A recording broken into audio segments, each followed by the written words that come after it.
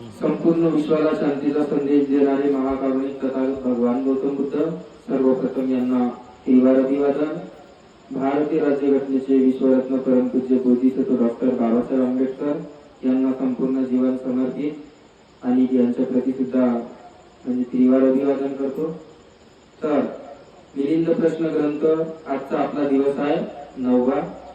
आपलं प्रकरण आहे विद्वानातील वाद व राजासमा वाद।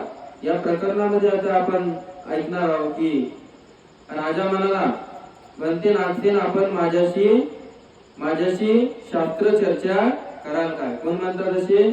राजे म्हणाले की बनते नागसेन आता तुम्ही माझ्याशी शास्त्राची चर्चा कराल काय?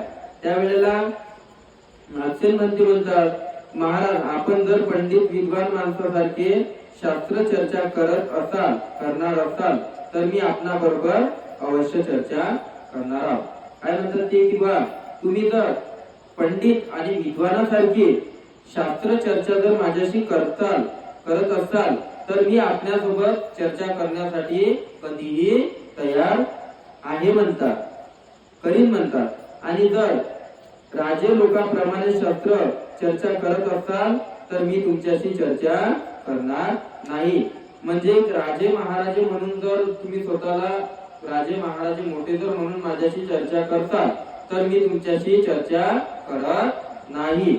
यावर बनते नागसेन विद्वान लोक कशी चर्चा करतात? काय म्हणतात मिलिंद राजा की बनते याच्यावर विद्वान लोक चर्चा कशा प्रकारे करतात हे मला कृपया करून सांगाल का?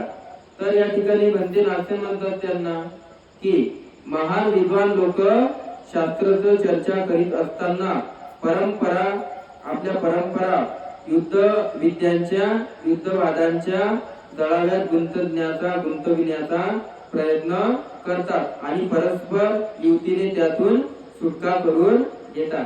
म्हणजे काय म्हणतात ते या ठिकाणी की महाराज जर विद्वान लोक शास्त्राची चर्चा करत असतील तर कशा प्रकारे करत असतील ते त्यांची परंपरा, त्यांची जे काही परंपरा असते, जे काही आता आपल्या प्रत्येकाच्या क्षत्रियाची जी परंपरा असते, वैद्याची जी परंपरा, प्रत्येकाची वेगळ्या प्रकारे जशी प्रमाणित परंपरा असते तर त्याच्या जावळ्याने म्हणजे त्यांच्या गुंतीच्या जावळ्यामध्ये घेऊन ते प्रयत्न करतात आणि परस्पर युतीने त्यामधून ते सुटका करून घेतात।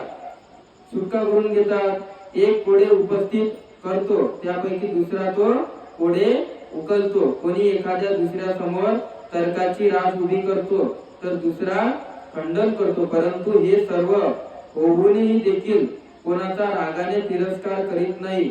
महाराज याप्रमाणे विद्वानात शास्त्रज्ञ मानला जातो।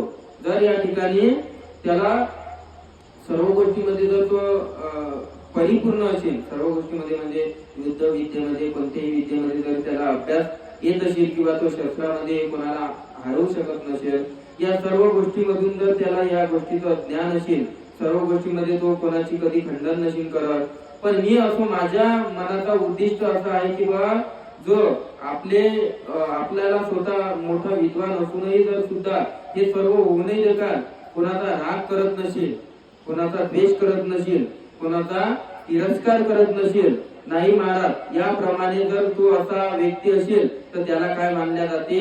विद्वान मानल्या जाते। कोण म्हणते असे? म्हणते नागसेन काय म्हणतात किंवा ज्याला सर्व